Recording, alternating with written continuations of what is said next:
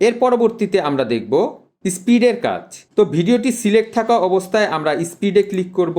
তো এখানে আমরা দুইটি অপশন দেখতে পাচ্ছি, নর্মাল, তারপর কার্ভ দেখতে পাচ্ছি। তো প্রথমে আমরা নর্মালের কাজটি দেখব।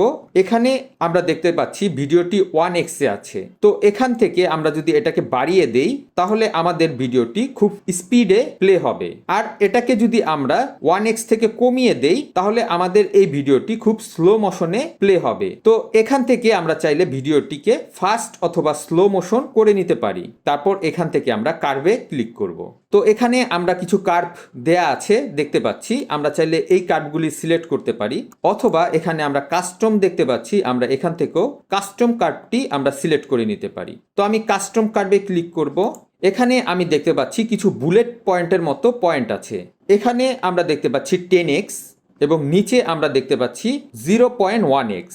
তার মানে আমি এই বুলেটটিকে যদি আমরা উপরের দিকে নিয়ে যাই তাহলে আমার ভিডিওটি যখন প্লে হয়ে এই পজিশনে আসবে তখন খুব দ্রুত প্লে হবে।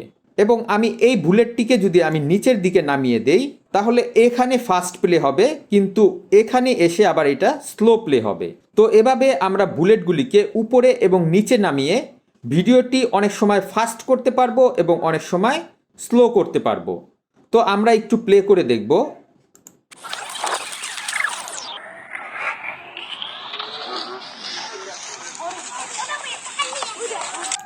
আপনারা দেখতে পাচ্ছেন এখানে এসে ভিডিওটি ফাস্ট প্লে হয়েছে এবং এখানে এসে স্লো প্লে হয়েছে।